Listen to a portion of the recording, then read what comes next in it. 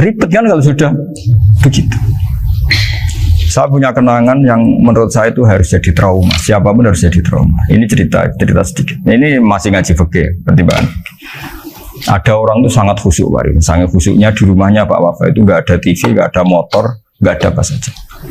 Ketika anaknya berkembang agak dewasa, itu pertama naik motor itu ya utang jasa sama kawan-kawannya. Pertama dia ngelihat nikmati TV ya dari kawan-kawannya. Corong Jawa, mbek tanggane lah. Padahal orang tuanya ini protektif justru karena banyak tangganya sing nggak pati Islami lah. Ya mereka orang Islam tapi ya nggak sholat, nggak apa. Singkat cerita orang tuanya ini datang ke rumah sana nangis. Nangis Gus, sekarang saya ikrar bahwa mazhab Abah jenengan Kiai Nur Salim, bapak saya itu mazhab jenengan itu lebih hebat timbang mazhab kula. Nangis dia. Dulu saya itu agak menyalahkan Kiai Nur Salim jenengan karena longgar di rumah ada TV, ada motor. Terus dia cerita. Nah karena anaknya ini pertama bisa naik motor, untuk anak ABG ini kan jasa yang luar biasa. Karena dia butuh sekali bisa naik motor, dipinjemin. Akhirnya walhasil anaknya ini yang saya merantau ke Jakarta kemana, hanya lam yusolli wa lam yasum. Padahal anaknya ya kiai kamu. Terus tak ceritanya. Terus akhirnya dia tanya, kenapa sih Gus jenengan sama Abah kok longgar gitu sama anak? Tak cerita ini gini Pak Arifin, menurut ilmu al-insan abdul ihsan, manusia itu budaknya kebaikan. Karena utang jasanya sama anak ini, ya dia akan ainut anak ini. Sementara kenangannya mbak jenengan mbok amui, tidak boleh. Dia baru ngakui ya Gus saya itu nyun sewu hanya khusyuk tapi kurang ilmu. Tadi dia hanya berdasar khusyuk. Bocah kok main delok TV kan pikirannya hanya gitu. Ini cerita ilmu, saya bukan menjustifikasi manapun, ini kan cerita ilmu Pak Arifin ya. Jadi semuanya itu ada hitung-hitungannya. Coba kalau kita terlalu stagnant anak pertama naik motor jasanya orang nggak sholat ya, pertama roh TV jasanya orang nggak sholat. Coba terikatnya anak ini sama kita apa sama orang itu? Sama orang itu. Bayangkan kalau umur ABG. Kalau umur sak pari pun Pak Wafa ini nafsu astagfirullah kan. Gue cop tuwa nome ya orang. Gaya tok, bareng tua udah khusus gue gaya tok. Hasilnya namanya bodoh. Ya saya sama semua. Cuma saya kan lebih jujur dari biasa. Jadi orang tuh harus ngitung gitu. Itu kenapa Mbah Mun tuh kayak alim alama. Setahu saya dalamnya ada TV. Putra-putra ini lihat TV. Meskipun kita tidak mungkiri negatifnya TV, kita nggak mungkiri Pak Arifin ya. Tapi tadi ketika anak-anak ABG itu pertama lihat TV jasanya Tonggoni. Kalau kebetulan tanggane wong soleh nggak masalah ya. Kalau enggak, itu nangis ke rumah saya itu. Nyesel dia. Tapi saya bilang gini, ini jenengan tiang soleh, mesti anak jenengan suatu saat kembali. Coba pola jenengan harus rubah. Ini hebatnya Nabi. Ketika Sayyidah Aisyah masih kecil, minta diperlihatkan Li'bul Habasyah. Itu diturutin kan masyhur itu. Kayak apa Nabi? Karena kalau nggak diturutin, pasti Sayyidah Aisyah akan ngidolakan mainan yang lain yang di luaran sana malah. Itu karena Nabi punya kearifan tadi. Jadi ini kan ilmu, lagi-lagi ilmu. Jadi yang semua itu harus baca dengan ilmu. Makanya kata Nabi, ad-dunya mal'unatun mal'unun fiha illa dzikrawah wa ma'alahu aw aliman aw muta'alliman. Karena dunia ini hanya bisa dibaca dengan ilmu. Yang diridhai Allah maksud saya hanya bisa. Saya itu banyak kenal menteri, kenal pejabat. Tapi saya tidak pernah melihat itu sebagai pejabat. Melihatnya itu orang yang ingin belajar agama. Karena sekali salah melihat, yang hidup itu tamaknya Pak Arifin. Yang hidup kan tamaknya. Saya kenal orang kaya kok melihat kayanya, yang hidup itu tamaknya, ingin dapat ini. Tapi kalau melihat itu sebagai hamba Allah yang ingin belajar, insya Allah kita selamat dari tamak. Meskipun kita ya manusia tidak sempurna. Setidaknya ketika dia lomo atau tidak lomo, nyalami template apa tidak ngefek, karena kita melihat ini mau belajar.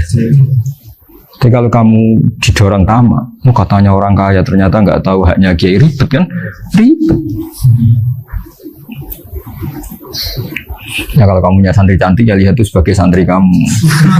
Jangan melihat ini mau nggak sama saya, kalau enggak ya bahaya, ribet kalau gitu.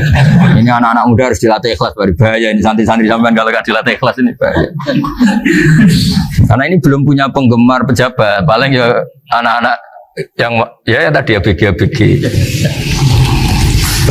Jadi Sarah kembali lagi Sarah itu membicarakan itu detail. ya makanya kenapa orang mati yang lahir langsung meninggal itu nggak wajib disolati. Alasannya fikih ya lucu, karena dikatakan sholat mayit di mana-mana mayit itu sabakohu hayatun, di mana-mana namanya mati itu terdahului oleh hidup. Nah ini nggak pernah hidup langsung mati. Jadi fikih itu kadang lucu, ya gitu aja alasannya. Kamu nyolati apa? Mayit. Kenapa kok mayit? Jadi mayit itu namanya mayit Orang mati. orang mati. Orang mati artinya pernah hidup. Nah itu sarah. Jadi ketika matan hanya cerita wasiktu alladzi lam yastahila, gak pernah nangis, gak lam yusalla alaihi. Sarah bilang mergo ora tau urip. Kalau gak pernah hidup berarti gak bisa dikatakan mati. Kayak sampean miskin itu kan gak bisa dikatakan bangkrut. Ya ya miskin aja gitu loh. Kan gitu ya.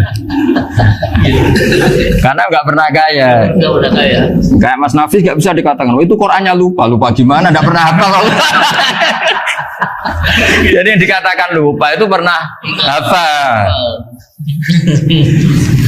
Nggak lupa nggak apa, Gus Qurannya lupa, gaya nggak pernah hafal kok bilang apa? Lupa gitu. Nggak boleh Pak Wafa bilang saya ini bangkrut apa? Nggak pernah kaya kok bangkrut kan? Jadi semua itu ada aturannya itu. Nah itu sarah, lagi-lagi sarah. Jadi kan banyak yang syarhun ala syarhin. Jadi kayak kitab takrib itu disarai Fathul Qorib. Jadi Fathul Qorib itu sudah sarah. Disarai lagi baju. Nah, itu termasuk cerita itu ya. Cerita-cerita. Kalau baca Bismillahirrahmanirrahim. Ya, wa yakunu qad dzukira daf'atan wahidatan la fi daf'ataini islam tujad al hayat al mustaqira inda daf'ati saniyah amma idza wujidat al hayat al mustaqira daf'asaniyah fayakhilu al masbuhu aidan fasartu wujudul hayat al mustaqira fi ibtida'il wati akhir marrah wa makharu dzalika inda tulil fasli wa illa fala rafa'a sikina wa ada fawran aw alqaha liqaniya latan wa akhadha ghayraha fawran aw saqatat minhu wa akhadha ghayraha halan aw qallaba wa qata'a biyama bagi hal al masbuh. Jadi ini masalah sarah. Sarah itu sudah detail. Misalnya gini, kamu motong ayam. Motong ayam harus sekaligus shred jadi. Jangan sampai nyuwun sewu 2 kali. Jangan-jangan misalnya gini, ayam tak potong pas ke kiri separuh. Ya, ke kiri separuh apa hulkumnya. Pak Arifin datang, Assalamualaikum Gus Pak, waalaikumsalam, terus santai jagungan dulu. Jagungan sampai besoknya itu nggak meneruskan. Bareng-bareng malah salam, ingat lagi ayam saya ini. Ketika saya meneruskan ini, potensi ayam ini sudah mati atau sudah hidup yang ini masih mazhab Syafi'i loh ya. Atau sudah hidup yang sudah tidak normal. Artinya apa? Penyembelian kedua yang mengeksekusi tadi sebenarnya mengeksekusi barang mati. Yang penyembelian pertama tidak bisa dikatakan penyembelian karena tidak sampai mati. Penyembelian kedua berstatus setengah mati. Nah, kalau seperti itu maka haram. Kecuali itu dilakukan secara fauron. Fauron dicontohkan nyembelih ternyata pesunya kedul terus ngambil yang lain, tapi fauron langsung atau terjatuh ngambil langsung. Ya itu boleh karena ditoleransi. Tapi kalau kalam ajnabi kata tadi omongan Pak Arifin, seperti Pak Arifin sih, alhamdulillah sih. Jaminan mau rawuh dari ayamnya asem mana? Ini harus sebar. Ini orang ngawur betul. Jadi, lah itu sarah. Bicara sampai detail itu sarah. Jadi ada sekian kemungkinan. Jadi ya, jadi termasuk yang diandaikan apa? Nah, hayat mustaqirah itu batasnya yakunu maha ibsorun bi ikhtiarin wa nutkun bi ikhtiarin wa harakatun ikhtiyariyah. Hayat mustaqirah itu kalau dia betok-betok itu ya karena karepnya. Maksudnya gini, gamane cara roh pitik wedok engkek ya cek karepe dhewe. Cara dia melihat peso itu karepe ya masih lari. Jadi misalnya ada ayam. Ayam kita sembelih baru luka sedikit. Belum sampai andaikan dibiarin ya mungkin suatu saat sembuh, luka. Terus melihat kamu lari ketakutan karena kamu dianggap gladiator, killer lah. Nah itu berarti punya hayat mustaqirah. Tapi sudah kalau kamu sembelih karek ngeriwit, roh kue serawedi, ya kan? Mau demo ya sudah nggak berkutik, ya dia berarti tidak punya hayat mustaqirah gitu.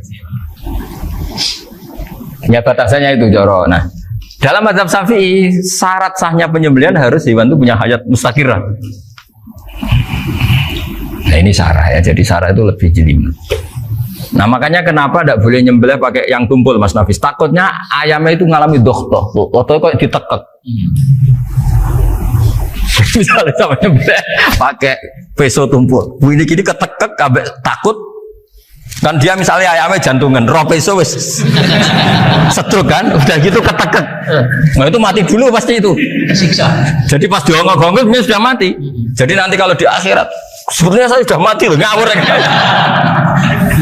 Wah apalagi nganggo keris naga sosro, wah itu sudah gereng sakti kan diginikin tok sudah mati kan. Makanya bahaya nyembelih pakai keris-keris sakti karena sebelum terpotong sudah mati saking saksinya apa keris itu misalnya gitu. Baru nempel. Makanya nanti suatu saat ada pertanyaan ini, boleh enggak nyembelih ayam orang yang rainya itu sangar? Wah itu haram, kena. Oh itu mesti mati dulu. Kumisen tatonan apa?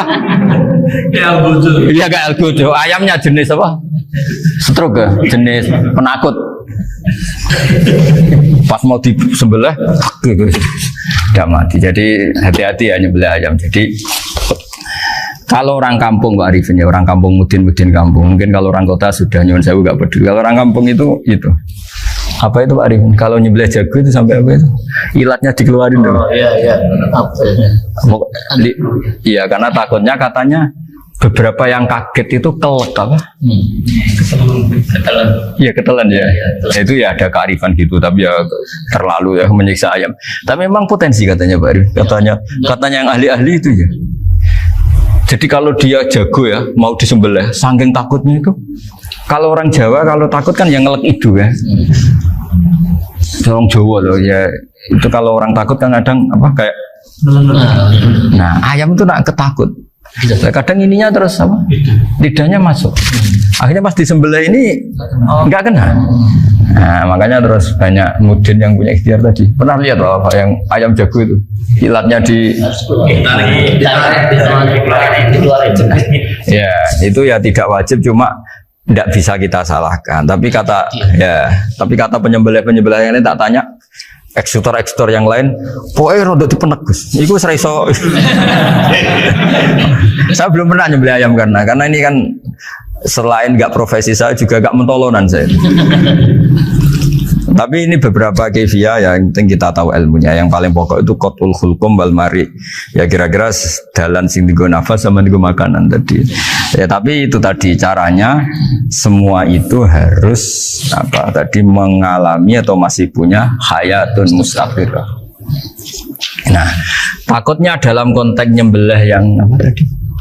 Saya bilang separuh tadi. Itu jamnya normal enggak? Itu sudah jam 11 ini. 10. Oh, jam mati almarhum itu. Itu enggak halal disembelih itu sudah maitah ya. 13, 10, 14 kan. Iya ya. Saya makanya saya bingung ya jam. Ya jadi itu Pak Wafa ya pentingnya sarah itu seperti itu. Matan itu kan asal nyembelih saja, tapi di sarah diterangkan jangan hanya nyembelih, yang disembelih harus ada hayatun mustaqirah karena dikatakan penyembelihan adalah menghilangkan nyawa dengan cara yang syar'i. Nah, kalau nyawanya saja sudah hilang bukan nyembelih gitu.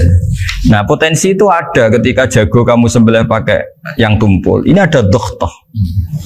Loh hewan itu juga kayak manusia loh karena punya hati. Ketika takut saja mati. Nah takutnya ulama kan ini ngalami dohtoh. Kayak orang ditekek kan mati kan. Ditekek kaget. Contoh gampang gini. Orang ditekek perempuan kemungkinan mati itu kecil.